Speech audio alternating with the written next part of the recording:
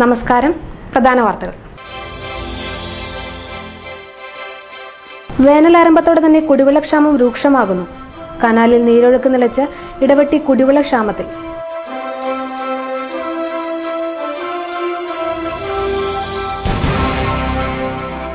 തൊടുപുഴയിലെ വിവിധ റോഡുകളുടെ നിർമ്മാണത്തിന് 25.5 കോടി രൂപ അനുവദിച്ചതായി മന്ത്രി പി ജെ ജോസഫ്.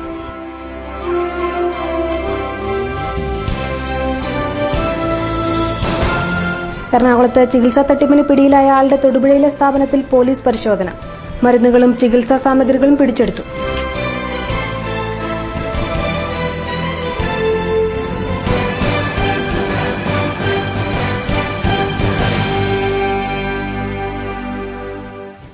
വാർത്തകൾ വിശദമായി. വേനൽ ആരംഭത്തോടെ തന്നെ തൊടുപുഴ മേഖല കടുത്ത കുടിവെള്ളക്ഷാമത്തിലേക്ക്. MVP കനാലിലൂടെ വെള്ളം ഒഴുകാതായതോടെ ഇടവെട്ടി കുടിവെള്ളക്ഷാമത്തിലായി കഴിഞ്ഞു. വേനൽ ആരംഭിച്ചപ്പോൾ തന്നെ തൊടുപുഴ മേഖല രൂക്ഷമായ കുടിവെള്ളക്ഷാമം നേരിടുകയാണ്. നേരത്തെ തന്നെ കുടിവെള്ളക്ഷാമം രൂക്ഷമായ ഇടവെട്ടി പഞ്ചായത്ത് വരൾച്ചയുടെ കെടുതി നേരിടുന്നു. മലങ്കര കനാലിലൂടെ വെള്ളം ഒഴുകാതായതോടെ ഇരുകരകളും വരളുകയാണ്. കനാലിനെ ആശ്രയിച്ചിരുന്നവർ ശുദ്ധജലക്ഷാമം നേരിടുന്നു. മാത്രമല്ല, സമീപത്തെ കിണറുകളും കുളങ്ങളും വറ്റാൻ തുടങ്ങിയിരിക്കുന്നു. നടയം ശാസ്താംപാറ കുടിവെള്ള പദ്ധതിക്ക് വെള്ളം പമ്പ് ചെയ്തിരുന്ന കിണർ വറ്റിക്കഴിഞ്ഞു. കൊടും വേനലിനെ നേരിടാൻ അടിയന്തര നടപടികൾ സ്വീകരിക്കണമെന്ന് Idavetty panchayat standing committee chairman TM Mujeeb ആവശ്യപ്പെട്ടു. ഇടവെട്ടി പഞ്ചായത്ത് വലിയൊരു പ്രതിസന്ധിയിലോട്ട് നീങ്ങുകയാണ്. വലിയ തോതിലുള്ളൊരു വരൾച്ചയെ അഭിമുഖീകരിക്കുവാനാണ് പോകുന്നത് പഞ്ചായത്തിലാകെ. പഞ്ചായത്തിനെ ജലസമൃദ്ധമാക്കിയിരുന്ന ഇടവെട്ടി MBIP കനാലിലൂടെയുള്ള ജലമൊഴുക്ക് കഴിഞ്ഞ ഏതാനും ദിവസങ്ങളായി നിലച്ചിരിക്കുന്നതിനാൽ ഈ MBIP കനാലിലെ ജലമൊഴുക്കിനെ ആശ്രയിച്ച് ഉണ്ടായിരുന്ന കുളങ്ങൾ, അതുപോലെ തന്നെ സമീപ പ്രദേശത്തെ തോടുകൾ, വിവിധ ജലവൈദ്യുത പദ്ധതികളുടെ കുളങ്ങളെല്ലാം വറ്റി വരണ്ടിരിക്കുകയാണ്. 400ഓളം ആളുകൾ ഉപയോഗിക്കുന്ന ശാസ്താംപാറ കുടിവെള്ള പദ്ധതിക്ക് വേണ്ടി ഉപയോഗിച്ചിരുന്ന കുളം ഈ MBIP കനാലിലൂടെയുള്ള വെള്ളമൊഴുക്ക് നിലച്ചതിനെ തുടർന്ന് വറ്റി വരണ്ടു. ആ പ്രദേശത്തെ കുടിവെള്ള പദ്ധതിയിലൂടെയുള്ള ജലവിതരണം തന്നെ വലിയ പ്രതിസന്ധിയെ നേരിടുകയാണ്. അതോടൊപ്പം തന്നെ ആയിരക്കണക്കിന് ആളുകളാണ് ഈ കനാലിലെ വെള്ളം ഉപയോഗപ്പെടുത്തി അവരുടെ ദൈനംദിന ആവശ്യങ്ങൾ നിറവേറ്റിക്കൊണ്ടിരുന്നത്. ഡാമിലെ വെള്ളം കുറഞ്ഞതുമായി ബന്ധപ്പെട്ട് കഴിഞ്ഞ ഏതാനും ദിവസങ്ങളായി കനാലിലൂടെ വെള്ളം ഒഴുകുന്നില്ല. സമീപ പ്രദേശത്തുള്ള കിണറുകൾ പോലും വറ്റി വരണ്ടിട്ടുണ്ട്. അതുകൊണ്ട് അടിയന്തിരമായി മറ്റു പ്രദേശങ്ങളിലേക്ക് ഈ ഡാമിൽ നിന്നുമുള്ള ജലവിതരണം ക്രമപ്പെടുത്തി ഇടവെട്ടി പഞ്ചായത്തിലെ വലിയ തോതിലുള്ളൊരു ദുരിതത്തിലേക്ക് തള്ളിവിടുന്നതിന് പകരം MBIP കനാലിലൂടെ വെള്ളമൊഴുക്കുന്നതിന് വേണ്ടുന്ന നടപടി അടിയന്തരമായി അധികാരികൾ സ്വീകരിക്കണം. തൊടുപുഴ നിയോജക മണ്ഡലത്തിലെ വിവിധ റോഡുകളുടെ നിർമ്മാണത്തിന് 25.5 കോടി രൂപ അനുവദിച്ചതായി മന്ത്രി പി ജെ ജോസഫ് അറിയിച്ചു. 15 റോഡുകൾക്കാണ് തുക അനുവദിച്ചിരിക്കുന്നത്. തൊടുപുഴ നിയോജക മണ്ഡലത്തിലെ വിവിധ റോഡുകളുടെ നിർമ്മാണത്തിന് 25.67 കോടി രൂപയുടെ ഭരണാനുമതിയും പ്രത്യേക അനുമതിയും ലഭിച്ചതായി ജലവിഭവ വകുപ്പ് മന്ത്രി പി ജെ ജോസഫ് അറിയിച്ചു. കരിങ്കുന്നം തോയിപ്ര കൊടികുത്തി കുണിഞ്ഞി റോഡിന് 1 കോടി രൂപ അനുവദിച്ചിട്ടുണ്ട്. ചെപ്പുകുളം മൂലേക്കാട് റോഡിന് 1,10,00,000 രൂപയും കരിമണ്ണൂർ തേക്കിൻകൂട്ടം കമ്പിപ്പാലം ചിലവ് റോഡിന് 1,95,00,000 രൂപയും തേക്കിൻകൂട്ടം ചിലവ് റോഡിന് 1,92,00,000 രൂപയും അനുവദിച്ചു. കലയന്താനി പറമ്പുകാട്ടുമല റോഡിന് 2.5 കോടി രൂപ അനുവദിച്ചു. പട്ടയക്കുടി വെൺമണി റോഡിന് 1,42,00,000 മാറികപ്പാലം നിർമ്മാണത്തിന് 2 കോടിയും മുട്ടം ബൈപ്പാസ് ഭൂമി ഏറ്റെടുക്കാൻ 2 കോടിയും നെല്ലാപ്പാറ വെള്ളംനെക്കിപ്പാറ കുണിഞ്ഞി റോഡിന് 1,95,00,000 രൂപയും അനുവദിച്ചു. മണക്കാട് അങ്കംവെട്ടി റോഡ് അഭിവൃദ്ധിപ്പെടുത്താൻ 1,97,00,000 രൂപയാണ് അനുവദിച്ചിട്ടുള്ളത്.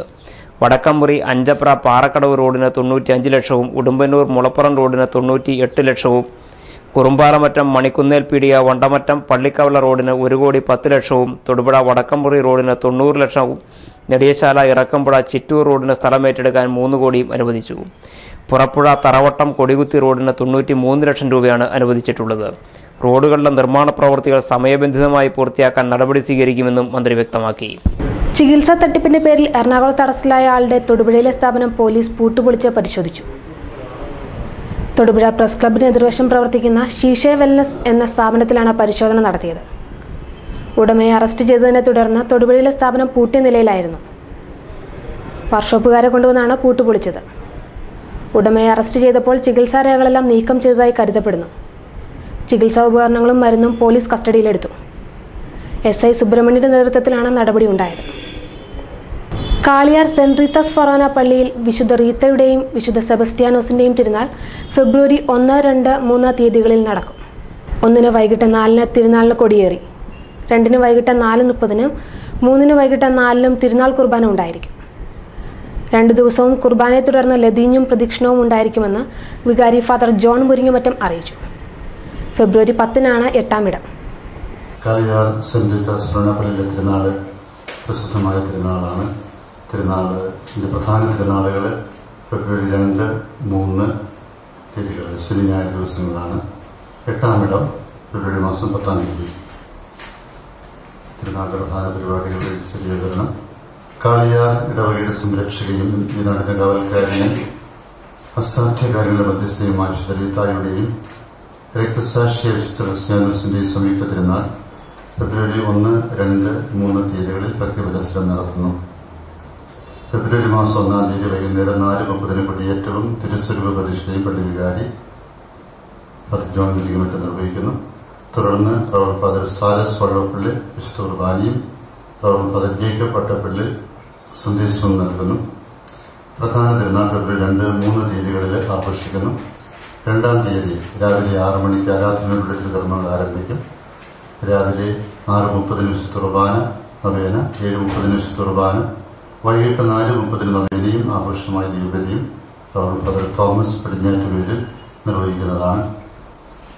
അന്ന് ദിവസം സന്ദേശം നൽകുന്നത് പാലാ രൂപത കത്തോലിക്ക കോൺഗ്രസിന്റെ രൂപത director reverend doctor George Varghese Njarakkunnil അച്ഛനാണ്. തുടർന്ന് വാദ്യമേളങ്ങളുടെയും മുത്തുകുടകളുടെയും അകമ്പടിയോടുള്ള ഭക്തിനിർഭരമായ പ്രദക്ഷിണം വണ്ണപ്പുറം പ്ലാന്റേഷൻ കവലയിൽ ചെന്ന് തിരിഞ്ഞ് മദർ തെരേസ നഗറിലെ പുതുതായി തീർത്തുകൊണ്ടിരിക്കുന്ന കപ്പേടിലെത്തി ലതീഞ്ഞ് കഴിഞ്ഞ് പള്ളിയിലെത്തുന്നതും കുർബാനയുടെ ആശീർവാദത്തോടെ സമാപിക്കുന്നതുമാണ്. ഫെബ്രുവരി 3 ഞായറാഴ്ച 6:30-ന് പ്രഭാത പ്രാർത്ഥന, വിശുദ്ധ കുർബാന, 8:30-ന് വിശുദ്ധ കുർബാന, 10:30-ന് വിശുദ്ധ കുർബാന, വൈകിട്ട് 4 മണിക്ക് ആഘോഷമായ തിരുനാൾ കുർബാന റവറൻ ഫാദർ ടിനു പാറക്കടവിൽ. തിരുനാൾ സന്ദേശം നൽകുന്നത് റവറൻ ഫാദർ ടിനു പാറക്കടവിൽ. കുർബാനയ്ക്ക് ശേഷം വർണ്ണശബളവും ഭക്തിനിർഭരവുമായ പ്രദക്ഷിണം സെന്റ് മേരീസ് ഹയർ സെക്കൻഡറി സ്കൂളിന് സമീപത്തുള്ള റോഡിൽ കൂടി കാളിയാർ ടൗൺ കപ്പേളയിൽ ചെന്ന് കപ്പേളയിൽ ലതീഞ്ഞ് കഴിഞ്ഞ് തിരിച്ചു വരുമ്പോൾ കത്തിച്ച തിരുപ്രദക്ഷിണമായിട്ട് പള്ളിയിൽ തിരിച്ചെത്തും. വിശുദ്ധ കുർബാനയുടെ ആശീർവാദവും തിരുശേഷ വണക്കവും തുടർന്ന് ബാൻഡ് ഡിസ്പ്ലേയും ചെണ്ടമേളവും നടത്തപ്പെടുന്നു. കക്കടാശ്ശേരി വർണ്ണപ്പുറം റോഡ് സംസ്ഥാന ഹൈവേയുടെ നിലവാരത്തിലേക്ക് ഉയർത്തുമെന്ന് PT തോമസ് MP. പോത്താനിക്കാട് നടന്ന ജനസമ്പർക്ക പരിപാടിയിൽ സംസാരിക്കുകയായിരുന്നു അദ്ദേഹം. തൊടുപുഴ സെന്റ് സെബാസ്റ്റ്യൻ ഹൈസ്കൂൾ വാർഷികാഘോഷങ്ങൾ നടന്നു. KSFDC ചെയർമാൻ സാബു ചെറിയൻ മാലിയിൽ ഉദ്ഘാടനം ചെയ്തു. ന്യൂമാൻ കോളേജ് മുൻ പ്രിൻസിപ്പൽ ഫാദർ പോൾ നെടുമ്പുറത്ത് മുഖ്യപ്രഭാഷണം നടത്തി. മുനിസിപ്പൽ കൗൺസിലർ റോളി സെബാസ്റ്റ്യൻ പ്രതിഭകളെ അനുമോദിച്ചു. വിവിധ സംഘടനാ നേതാക്കൾ ആശംസകൾ അർപ്പിച്ചു. സ്കൂൾ മാനേജർ ഫാദർ ജോസ് മോനുപള്ളി അധ്യക്ഷനായിരുന്നു. അടുത്ത നമുക്ക് 10ാം ക്ലാസ്സിലേക്ക് വരുമ്പോൾ അല്ലെങ്കിൽ +1, +2 ഒക്കെ നമുക്ക് അതിനുശേഷം തിരിയേണ്ട കാര്യങ്ങൾ ആലോചിച്ച് മിക്കവാറും മാതാപിതാക്കൾ അടക്കം വിദ്യാർത്ഥികളെ ഈ കലാപരിപാടികളോ അല്ലെങ്കിൽ സ്പോർട്സ് രംഗത്തേക്കൊക്കെ ഈ +1, +2 വിടാത്ത ഒത്തിരി കുടുംബങ്ങളുണ്ട്.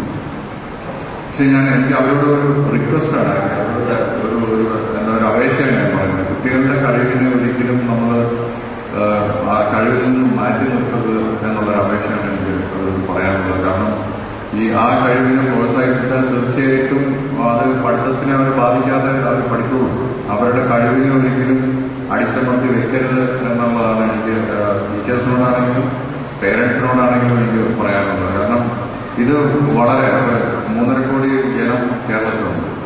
അതിൽ എത്ര പേരുടെ 1% പോലും ഈ കലാപരമായിട്ടോ അല്ലെങ്കിൽ കായികപരമായിട്ടോ ഒന്നും വേറെ കഴിവുകളുള്ളവർ 1% താഴെയുള്ളൂ. അപ്പം ദൈവം തൊട്ടറിഞ്ഞുള്ള വിദ്യാർത്ഥികൾ അല്ലെങ്കിൽ കുട്ടികളാണ് അവരെ മാക്സിമം പ്രോത്സാഹിപ്പിക്കണം എന്നുള്ളൊരു അഭിപ്രായമാണ് എനിക്കുള്ളത്. കാരണം ഞാൻ പലയിടത്തും പല വീടുകളിൽ പോകുമ്പോഴൊക്കെ നമുക്കറിയാം ഈ +1, +2 എന്ന് പറഞ്ഞാൽ എന്തോ ഒരു ബാലകേറാം അല്ലെങ്കിൽ ആണ്, അതുകൊണ്ട് അത് ഇങ്ങനെ ചെയ്തേ പറ്റുമോ എന്നുള്ള കുട്ടികളുടെ ഒരു ഭീതിയാണ് ശരിക്കും പറഞ്ഞ പേരൻസ്. തൊടുപുഴ ന്യൂമാൻ കോളേജിൽ പ്രതിമാസ പ്രഭാഷണ പരമ്പര ആരംഭിച്ചു. ആഗോളതാപനവും കാലാവസ്ഥാ മാറ്റവും എന്ന വിഷയത്തിൽ കാലിക്കറ്റ് യൂണിവേഴ്സിറ്റി മുൻ vice chancellor doctor MK Prasad പ്രഭാഷണം നടത്തി. മുൻ മാനേജർ ഫാദർ തോമസ് മാലേക്കുടി പ്രഭാഷണ പരമ്പര ഉദ്ഘാടനം ചെയ്തു. പ്രിൻസിപ്പൽ ഡോക്ടർ TM ജോസഫ് അധ്യക്ഷനായിരുന്നു. പ്രൊഫസർ MT ജോസഫ് സ്വാഗതവും പ്രൊഫസർ ജോസഫ് മാത്യു കൃതജ്ഞതയും പറഞ്ഞു. ആഗോളവൽക്കരണം എന്നൊക്കെ നമ്മൾ പറഞ്ഞു കേട്ടിട്ടുണ്ട്. അത് പലതരങ്ങളിൽ നല്ലതാണ്. പക്ഷെ ആഗോള തലത്തിൽ മനുഷ്യജീവിതത്തെ ദോഷകരമായി ബാധിക്കുന്ന പല പ്രശ്നങ്ങളുമുണ്ട്. Global warming and climate change എന്ന് പറയുന്ന വിഷയമാണ് ന്യൂമാൻ കോളേജ് എല്ലാ മാസങ്ങളിലും ഗ്ലോബൽ തലത്തിൽ നടത്താൻ പോകുന്ന പ്രസംഗ അല്ലെങ്കിൽ ലെക്ചർ പരമ്പരയുടെ തുടക്കം കുറിച്ചിരിക്കുന്നത് ഇന്ന് ഫെബ്രുവരി മാസം 1-ാം തീയതി വെള്ളിയാഴ്ച ദിവസമാണ്. ഒന്നാമത്തെ ഈ പ്രസംഗ പരമ്പര തിരഞ്ഞെടുത്തിരിക്കുന്ന വിഷയമാണ് global warming and climate change എന്ന് പറയുന്നത്. അത് നമുക്കെല്ലാവർക്കും അനുദിന ജീവിതത്തിൽ അനുഭവപ്പെട്ടുകൊണ്ടിരിക്കുന്ന ഒരു കാര്യമാണ്. ഇന്ന് തണുപ്പ് വളരെ കൂടുതലായിരുന്നു, നാളെ ചൂട് കൂടുതലായിരിക്കും, മഴ പെയ്യാനുള്ള സാധ്യതകളില്ല. ഇങ്ങനെ ഓരോ പ്രവചനങ്ങളും നിരീക്ഷണങ്ങളുമൊക്കെ മനുഷ്യൻ നടത്തി ജീവിതം ദുസ്സഹമായി കൊണ്ടിരിക്കുന്ന, കുടിവെള്ളം പോലും ലഭിക്കാൻ സാധ്യതയില്ലാത്ത അവസ്ഥയിലേക്ക് നീങ്ങിക്കൊണ്ടിരിക്കുന്ന ഒരു കാലഘട്ടത്തിലൂടെ നാം കടന്നു പോവുക. വാട്ടർ അതോറിറ്റിയിലെ പമ്പിംഗ് ലൈനിൽ അറ്റകുറ്റപ്പണിക്കെന്ന പേരിൽ ആവശ്യത്തിലേറെ പണികൾ നടക്കുന്നതായി പരാതി. കാഞ്ഞിരമറ്റത്തെ ജോയിന്റ് നന്നാക്കുന്നതിന് വേണ്ടിയാണ് ആവശ്യത്തിലേറെ പണികൾ നടക്കുന്നത്. സ്ഥിരമായി ഇളകിമാറുന്ന ജോയിന്റ് മുറുക്കുന്നതിന് വേണ്ടി കോൺക്രീറ്റ് കുഴി സ്ഥിരമായി നിർമ്മിച്ചിട്ടുള്ളതാണ്. അതിമർദ്ദം മൂലമാണ് സ്ഥിരമായി ഇവിടെ ജോയിന്റ് ഇളകുന്നത്. കുഴിയിലിറങ്ങി ജോയിന്റ് മുറുക്കാമെന്നിരിക്കെ JCB ഉപയോഗിച്ച് വലിയ ജോലികൾ ചെയ്യുന്നത് കൂടുതൽ തുക എഴുതി മാറ്റാനാണെന്ന് ആക്ഷേപം ഉയർന്നിട്ടുണ്ട്.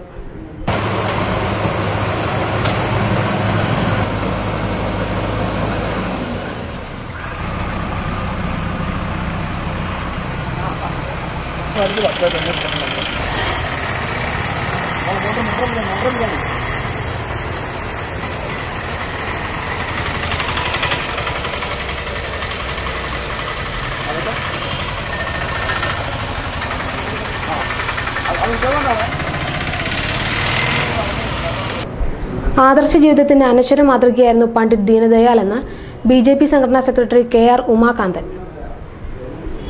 തൊടുപുഴയിൽ നടന്ന BJP ജില്ലാ നേതൃയോഗത്തിൽ സംസാരിക്കുകയായിരുന്നു അദ്ദേഹം. ഫെബ്രുവരി 9 മുതൽ 12 വരെ നടക്കുന്ന ദീനദയാൽ അനുസ്മരണവും സമർപ്പണ നിധിയും വിജയിപ്പിക്കാൻ യോഗം തീരുമാനിച്ചു. PP സാനു അധ്യക്ഷനായിരുന്നു. ശ്രീനഗരി രാജൻ, J ജയകുമാർ, PP ചന്ദ്രശേഖരൻ തുടങ്ങിയവർ സംസാരിച്ചു. CSI ഈസ്റ്റ് കേരള മഹാ ഇടവക 30ാമത് കൺവെൻഷൻ ജനുവരി 3 മുതൽ 10 വരെ ചാലമറ്റം ഹൈസ്കൂൾ ഗ്രൗണ്ടിൽ നടക്കും. ദിവസേന 3000-ലധികം പേർ കൺവെൻഷനിൽ പങ്കെടുക്കുമെന്നാണ് പ്രതീക്ഷിക്കുന്നതെന്ന് publicity convener reverend Johnson V John അറിയിച്ചു. പ്രധാന വാർത്തകൾ ഒരിക്കൽ കൂടി. വേനലാരംഭത്തോടെ തന്നെ കുടിവെള്ളക്ഷാമം രൂക്ഷമാകുന്നു. കനാലിൽ നീരൊഴുക്ക് നിലച്ച് ഇടവെട്ടി കുടിവെള്ളക്ഷാമത്തിൽ.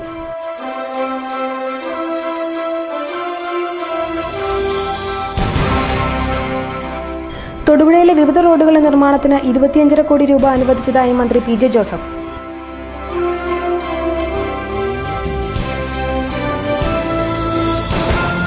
എറണാകുളത്ത് ചികിത്സാ തട്ടിപ്പിന് പിടിയിലായ ആളുടെ തൊടുപുഴയിലെ സ്ഥാപനത്തിൽ പോലീസ് പരിശോധന. മരുന്നുകളും ചികിത്സാ സാമഗ്രികളും പിടിച്ചെടുത്തു.